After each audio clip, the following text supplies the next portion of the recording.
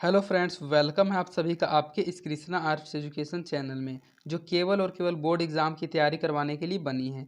इसलिए इस चैनल को आपने अभी तक सब्सक्राइब नहीं किया तो इस चैनल को सब्सक्राइब कर दें और साइड के बेल नोटिफिकेशन को प्रेस कर दें, ताकि हमारी वीडियो का लेटेस्ट नोटिफिकेशन आप तक सबसे पहले पहुँच सके। और अगर आप हमारे इस यूट्यूब चैनल पर नए हैं तो आप टेलीग्राम चैनल में भी ज्वाइन हो जाएँ।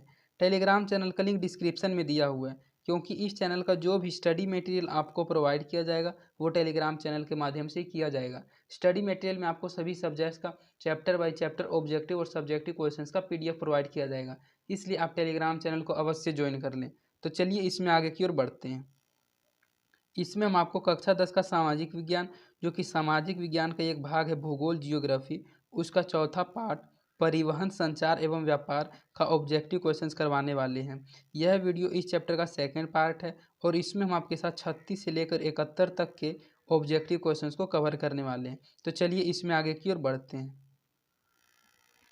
इसके अनुसार हमारा पहला क्वेश्चन है, दक्षिण पूर्व रेलवे का मुख्यालय किस शहर में है। जो दक्षिण पूर्व रेलवे है उस रेलवे का मुख्यालय किस शहर में स्थित है। ए चेन्नई में, बी कोलकाता में, सी हैदराबाद में या फिर डी सिकंदराबाद में। तो दक्षिण पूर्वी रेलवे का मुख्यालय किस शहर में है। तो दक्षिणी पूर्वी रेलवे का मुख्यालय कोलकाता शहर में स्थित है। तो इसका सही आंसर ऑप्शन नंबर बी हो जाएगा, कोलकाता। इसके फर्स्ट पार्ट वाले वीडियो में भी हमने आपको मुख्यालय से रिलेटेड बहुत सारे क्वेश्चन पढ़ाए थे, इसलिए अगर आपने इसका फर्स्ट पार्ट वाला वीडियो नहीं देखा है तो आप जियोग्राफी ऑब्जेक्टिव क्वेश्चंस के प्लेलिस्ट में जाकर इसके फर्स्ट पार्ट वाले वीडियो को भी देख लें। तो इसका सही आंसर ऑप्शन नंबर बी हो जाएगा, कोलकाता। भारत में रेलवे स्टेशनों की संख्या कितनी है। यह भी एक बहुत ही इंपॉर्टेंट क्वेश्चन है कि जो हमारा भारत देश है उस पूरे भारत देश में रेलवे स्टेशनों की संख्या कितनी है। ए 2133, बी 3317, सी 7311 या फिर डी 6909। तो हम आपको बता दें कि भारत में रेलवे स्टेशनों की संख्या जो है वह कुल संख्या 6909 है। तो इसका सही आंसर ऑप्शन नंबर डी हो जाएगा, 6909। भारत में रेलवे स्टेशनों की कुल संख्या 6909 है, अर्थात भारत में 6909 स्टेशन हैं। उत्तर पश्चिमी रेलवे का मुख्यालय कहाँ है। जो उत्तर पश्चिमी रेलवे है उसका मुख्यालय कहाँ स्थित है। ए जयपुर में, बी उदयपुर में, सी बिलासपुर में या फिर डी मुंबई उत्तर में। तो जो उत्तर पश्चिम रेलवे है उसका मुख्यालय जयपुर में स्थित है। तो इसका सही आंसर ऑप्शन नंबर ए हो जाएगा, जयपुर में। उत्तर पश्चिम रेलवे का मुख्यालय जयपुर में है। असम बरौनी कानपुर पाइपलाइन, जो असम बरौनी कानपुर पाइपलाइन है उससे किस पदार्थ का परिवहन होता है। जो असम बरौनी कानपुर पाइपलाइन है इस पाइपलाइन से किस पदार्थ का परिवहन होता है। ए जल का, बी पेट्रोल का, सी गैस का या फिर डी तरल खनिज का। तो जो असम बरौनी कानपुर है उस पाइपलाइन से पेट्रोल खनिज का अर्थात पेट्रोल पदार्थ का परिवहन होता है। तो इसका सही आंसर ऑप्शन नंबर बी हो जाएगा, पेट्रोल। इस पाइपलाइन के माध्यम से असम बरौनी और कानपुर तक पेट्रोल को पहुंचाया जाता है। तो इसका सही आंसर ऑप्शन नंबर बी हो जाएगा, पेट्रोल। हावड़ा और कोलकाता किस नदी के तट पर स्थित हैं। जो हावड़ा है और कोलकाता है ये किस नदी के तट पर स्थित हैं। ए गंगा नदी के तट पर, बी हुगली नदी के तट पर, सी ब्रह्मपुत्र नदी या फिर डी कावेरी नदी। तो हावड़ा और कोलकाता जो है वह हुगली नदी के तट पर स्थित है। तो इसका सही आंसर ऑप्शन नंबर बी हो जाएगा, हुगली। हावड़ा और कोलकाता हुगली नदी के तट पर स्थित है। राष्ट्रीय जलमार्ग, जलमार्ग नहीं है जलमार्ग होना चाहिए था, राष्ट्रीय जलमार्ग संख्या 1 किस नदी पर विकसित है। जो राष्ट्रीय जलमार्ग संख्या 1 बना है वह किस नदी पर स्थित है। ए गंगा नदी पर, बी ब्रह्मपुत्र नदी पर, सी गोदावरी नदी पर या फिर डी कोसी नदी पर। तो जो राष्ट्रीय जलमार्ग संख्या 1 है वह गंगा नदी पर विकसित है। तो इसका सही आंसर ऑप्शन नंबर ए हो जाएगा, गंगा नदी पर। राष्ट्रीय जलमार्ग संख्या 1 किस नदी पर है तो वह गंगा नदी पर विकसित है। राष्ट्रीय जलमार्ग संख्या 2 सदिया से किस स्थान तक विकसित है। जो राष्ट्रीय जलमार्ग संख्या 1 है वह तो गंगा नदी पर विकसित है, लेकिन इसमें पूछा जा रहा है कि राष्ट्रीय जलमार्ग संख्या 2 सदिया से किस स्थान तक विकसित है। ए कोलकाता तक, बी हुबली तक, सी धुबरी तक या फिर डी हल्दिया तक। तो वह राष्ट्रीय जलमार्ग संख्या 2 सदिया से धुबरी तक विकसित है। तो इसका सही आंसर ऑप्शन नंबर सी हो जाएगा, धुबरी तक। राष्ट्रीय जलमार्ग संख्या 2 किस नदी पर विकसित है। जो राष्ट्रीय जलमार्ग संख्या 1 है वह तो गंगा नदी पर विकसित है और जो राष्ट्रीय जलमार्ग की संख्या 2 है वह सदिया से धुबरी तक विकसित है। लेकिन इसमें पूछा जा रहा है कि राष्ट्रीय जलमार्ग संख्या 2 किस नदी पर विकसित है अर्थात किस नदी पर बनी हुई है? ए गंगा नदी पर, बी ब्रह्मपुत्र नदी पर, सी गोदावरी नदी पर या फिर डी महानदी पर। तो गंगा नदी पर तो आप जानते हैं कि जलमार्ग संख्या 1 विकसित है, तो यह तो इसका आंसर होगा नहीं, तो होगा ब्रह्मपुत्र, गोदावरी या फिर महानदी। तो राष्ट्रीय जलमार्ग संख्या 2 किस नदी पर विकसित है? तो यह राष्ट्रीय जलमार्ग संख्या 2 ब्रह्मपुत्र नदी पर विकसित है। तो इसका सही आंसर ऑप्शन नंबर बी हो जाएगा ब्रह्मपुत्र। ब्रह्मपुत्र नदी पर राष्ट्रीय जलमार्ग संख्या 2 विकसित है, जो कि सदिया से धुबरी तक विकसित है। प्रादीप पतन किस राज्य में? जो प्रादीप पतन है वह किस राज्य में है? ए आंध्र प्रदेश में, बी उड़ीसा में, सी तमिलनाडु में या फिर डी पश्चिम बंगाल में। तो जो प्रादीप पतन है वह उड़ीसा राज्य में स्थित है। तो इसका सही आंसर ऑप्शन नंबर बी हो जाएगा उड़ीसा में। प्रादीप पतन किस राज्य में है? तो प्रादीप पतन उड़ीसा राज्य में है। वायु मार्ग का राष्ट्रीयकरण किस वर्ष किया गया था? जो वायु मार्ग है उस वायु मार्ग का राष्ट्रीयकरण किस वर्ष किया गया? ए 1853 में, बी 1981 ईस्वी में, सी 1953 ईस्वी में, डी 1973 ईस्वी में। तो जो वायु मार्ग का राष्ट्रीयकरण है वह राष्ट्रीयकरण 1953 ईस्वी में किया गया था। तो इसका सही आंसर ऑप्शन नंबर सी हो जाएगा 1953 में। वायु मार्ग का राष्ट्रीयकरण किस वर्ष किया गया था? तो वायु मार्ग का राष्ट्रीयकरण 1953 ईस्वी में किया गया था।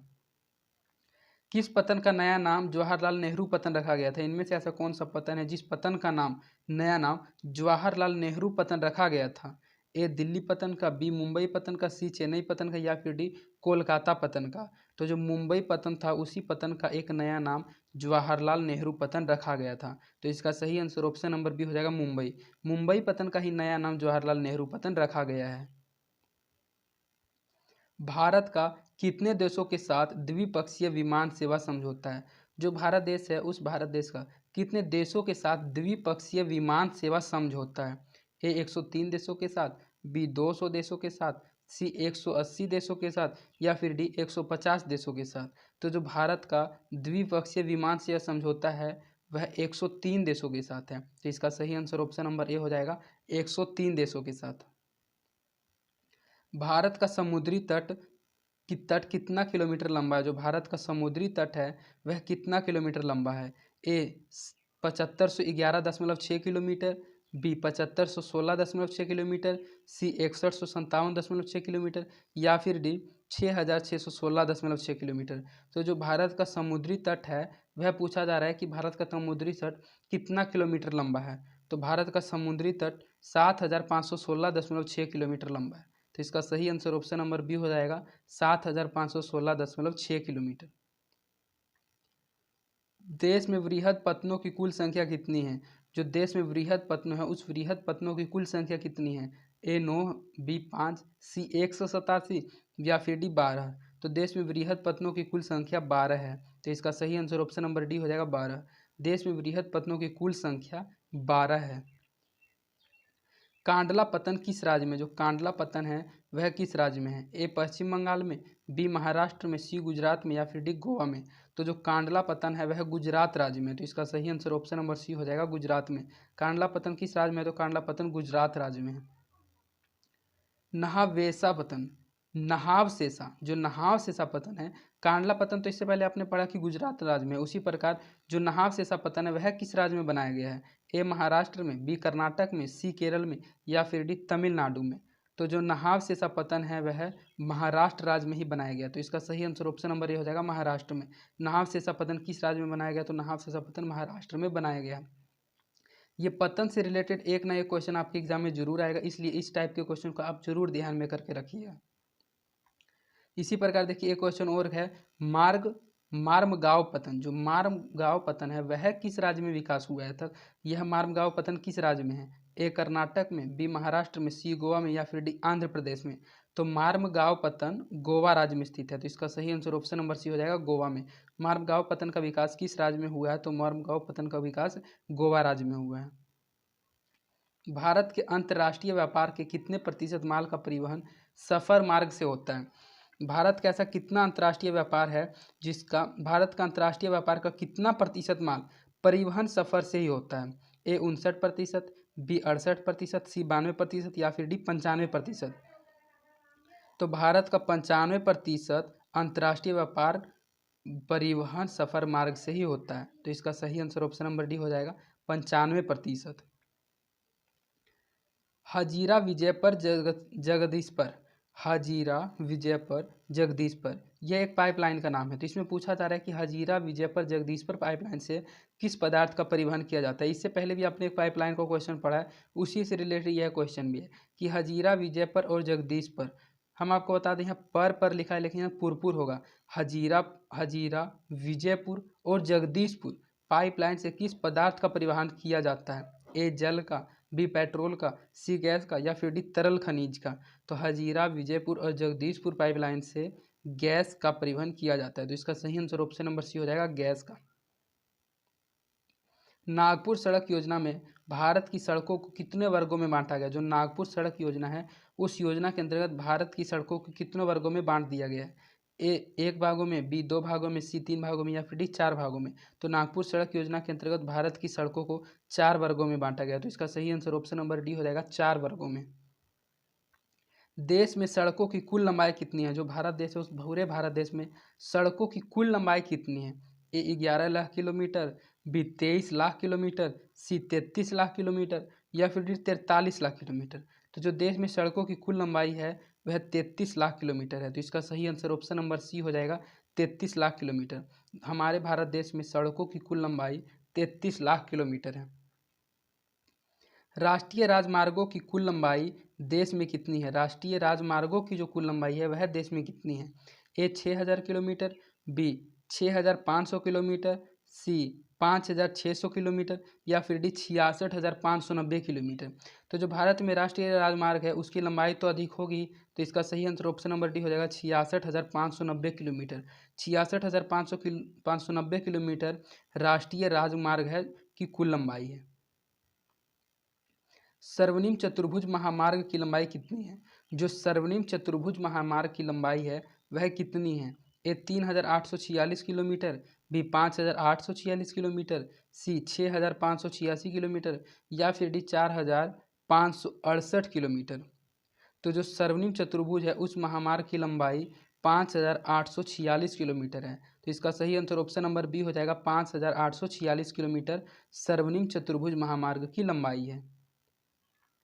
देश में रेल मार्गों की कुल संख्या कितनी है। जो हमारा भारत देश है उस पूरे भारत देश में रेल मार्गों की कुल संख्या कितनी है। ए 33,465 किलोमीटर, बी 43,465 किलोमीटर, सी 36,354 किलोमीटर, या फिर डी 63,327 किलोमीटर। तो जो देश में रेल मार्गों की कुल लंबाई है वह 63,327 किलोमीटर है। तो इसका सही आंसर ऑप्शन नंबर डी हो जाएगा, 63,327 किलोमीटर। इस टाइप के क्वेश्चन में आपको कन्फ्यूजन जरूर होगा, लेकिन इस टाइप का क्वेश्चन भी एग्जाम में पूछा जाता है। इसलिए आप इन क्वेश्चंस को अच्छे से 1 से 2 बार वीडियो देखकर जरूर समझ लीजिए कि इस देश में रेल मार्गों की कुल लंबाई है वह 63,327 किलोमीटर है। भारत की पहली रेलगाड़ी कितने किलोमीटर के लिए चली थी। जो भारत की पहली रेलगाड़ी थी वह कितने किलोमीटर के लिए चली थी। ए 23 किलोमीटर के लिए, बी 34 किलोमीटर के लिए, सी 13 किलोमीटर के लिए, या फिर डी 42 किलोमीटर के लिए। तो जो भारत की पहली रेलगाड़ी थी वह मात्र 34 किलोमीटर के लिए ही चली थी। तो इसका सही आंसर ऑप्शन नंबर बी हो जाएगा, 34 किलोमीटर। भारत की पहली रेलगाड़ी 34 किलोमीटर के लिए चली थी। देश में नौकायान योग्य जलमार्गों की कुल लंबाई कितनी है। अर्थात इस भारत देश में नौकायान योग्य जल मार्ग की कुल लंबाई कितनी है। ए 14,500 किलोमीटर, बी 15,400 किलोमीटर, सी 12,500 किलोमीटर, या फिर डी 11,200 किलोमीटर। तो देश में नौकायान योग्य जल मार्गों की कुल लंबाई 14,500 किलोमीटर है। तो इसका सही आंसर ऑप्शन नंबर ए हो जाएगा, 14,500 किलोमीटर। संसार की सबसे ऊंची सड़क कहाँ है। संसार अर्थात पूरे विश्व में सबसे ऊंची सड़क कहाँ है। ए मनाली से लेह तक, बी लद्दाख से पामीर तक, सी शिमला से लेह तक, डी कश्मीर से लद्दाख तक। तो जो पूरे संसार में सबसे ऊंची सड़क है वह मनाली से लेह तक है। तो इसका सही आंसर ऑप्शन नंबर ए हो जाएगा, मनाली से लेह तक। संसार की सबसे ऊंची सड़क कहाँ है। तो संसार की सबसे ऊंची सड़क मनाली से लेह तक है। ग्रैंड ट्रंक रोड किस नाम से जाना जाता है। जो ग्रैंड ट्रंक रोड है वह ग्रैंड ट्रंक रोड किस नाम से जाना जाता है। ए NH1 एवं NH2 से, बी NH8 से, सी NH3 से, या फिर डी NH10 से। तो ग्रैंड ट्रक रोड NH1 एवं NH2 के नाम से जाना जाता है। तो इसका सही आंसर ऑप्शन नंबर ए हो जाएगा NH1 एवं NH2। NH1 एवं NH2 ग्रैंड ट्रक रोड के नाम से जाना जाता है। पर्वतीय भाग में किस प्रकार के रेल मार्ग बनाए गए हैं? जो पर्वतीय भाग होता है उस पर्वतीय भाग में किस प्रकार के रेल मार्ग बनाए जाते हैं? ए बड़ी लाइन, बी संकरी लाइन, डी सी छोटी लाइन या फिर डी इनमें से किसी प्रकार की नहीं। तो जो पर्वतीय भाग होता है उसमें संकरी प्रकार की लाइन बनाई जाती है। तो इसका सही आंसर ऑप्शन नंबर बी हो जाएगा संकरी लाइन। इनमें कौन सड़कों का वर्ग नहीं है? इनमें से ऐसा कौन सा वर्ग है जो कि सड़कों का वर्ग नहीं है? ए राष्ट्रीय राजमार्ग, बी ग्रामीण सड़कें, सी सर्वनिम्न त्रिभुज महामार्ग या फिर डी एक्सप्रेस वे। तो इनमें से सर्वनिम्न त्रिभुज महामार्ग एक ऐसा महामार्ग है जो कि एक सड़कों का वर्ग नहीं है। तो इसका सही आंसर ऑप्शन नंबर सी हो जाएगा स्वर्णिम त्रिभुज महामार्ग। सबसे लंबी दूरी तय करने वाली रेलगाड़ी का नाम क्या है? जो रेलगाड़ी सबसे लंबी दूरी तय करती है उस रेलगाड़ी का नाम क्या है? A Himsagar express, B Kerala express, C Brahmaputra mail या फिर डी हिमगिरी एक्सप्रेस। तो जो सबसे लंबी दूरी तय करने वाली रेलगाड़ी है उस रेलगाड़ी का नाम हिमसागर एक्सप्रेस ही है। तो इसका सही आंसर ऑप्शन नंबर ए हो जाएगा हिमसागर एक्सप्रेस। हिमसागर एक्सप्रेस एक ऐसी रेलगाड़ी है जो सबसे अधिक लंबी दूरी को तय करती है। इलाहाबाद में किस रेलवे जोन का मुख्यालय है? जो इलाहाबाद है उस इलाहाबाद में किस रेलवे जोन का मुख्यालय है? ए दक्षिण पूर्व रेलवे जोन का, बी उत्तर मध्य रेलवे जोन का, सी पश्चिमी मध्य रेलवे जोन का या फिर डी उत्तर पूर्व रेलवे जोन का। तो इलाहाबाद में उत्तर मध्य रेलवे जोन का मुख्यालय है। तो इसका सही आंसर ऑप्शन नंबर बी हो जाएगा उत्तर मध्य रेलवे जोन का मुख्यालय कहाँ है? तो इलाहाबाद में। इस क्वेश्चन को ऐसे भी पूछा जा सकता है कि उत्तर मध्य, आपका क्वेश्चन में होगा कि उत्तर मध्य रेलवे जोन का मुख्यालय कहाँ? तो उत्तर मध्य रेलवे जोन का मुख्यालय इलाहाबाद में है। हुबली में किस रेलवे जोन का मुख्यालय स्थापित किया गया? यह भी क्वेश्चन पिछले क्वेश्चन से ही रिलेटेड है कि हुबली जो है उस हुबली में किस रेलवे जोन का मुख्यालय स्थापित किया गया है? ए दक्षिण पूर्व का, बी उत्तर पश्चिम का, सी दक्षिण पश्चिम का या फिर डी उत्तर पूर्व का। तो हुबली में दक्षिण पश्चिम रेलवे जोन का मुख्यालय स्थापित किया गया है। तो इसका सही आंसर ऑप्शन नंबर सी हो जाएगा दक्षिण पश्चिम। और इस क्वेश्चन को भी घुमा के पूछा जा सकता है कि क्वेश्चन रहेगा दक्षिण पश्चिमी रेलवे जोन का मुख्यालय कहाँ स्थापित किया गया है? तो उसका सही आंसर ऑप्शन नंबर हुबली हो जाएगा। पश्चिमी तट पर केरल में कौन सा राष्ट्रीय जलमार्ग विकसित है? जो पश्चिमी तट है उस पश्चिमी तट पर केरल में कौन सा राष्ट्रीय जलमार्ग विकसित है?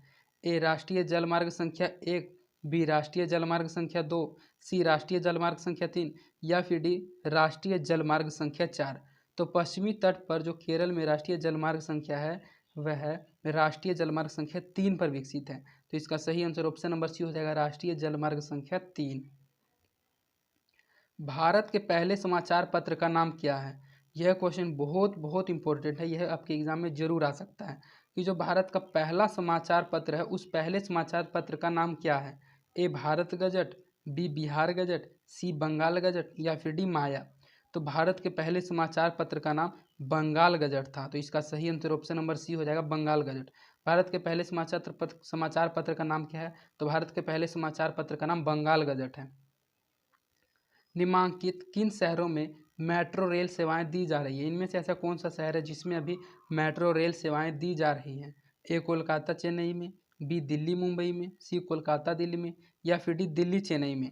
तो कोलकाता दिल्ली एक ऐसा शहर है जिसमें अभी मेट्रो रेल सेवाएं दी जा रही है। तो इसका सही आंसर ऑप्शन नंबर सी हो जाएगा कोलकाता दिल्ली में। निम्नलिखित किन शहरों में मेट्रो रेल सेवाएं दी जा रही है? तो कोलकाता दिल्ली में मेट्रो रेल सेवाएं अभी दी जा रही हैं। तो इसका सही आंसर ऑप्शन नंबर सी हो जाएगा। तो इस प्रकार आपका इस वीडियो में 71 ऑब्जेक्टिव क्वेश्चंस कंप्लीट करा दिया गया है।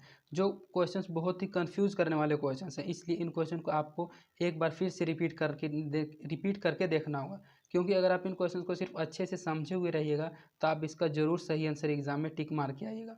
और अगर आपको हमारी वीडियोज़ पसंद आती है तो आप अपने दोस्तों के बीच इन वीडियोज़ को जरूर शेयर करें और आप हमारे वीडियोज़ को लाइक भी जरूर करें। इससे हमारा मोटिवेशन बना हुआ रहता है। तो आज के लिए इतना ही। धन्यवाद।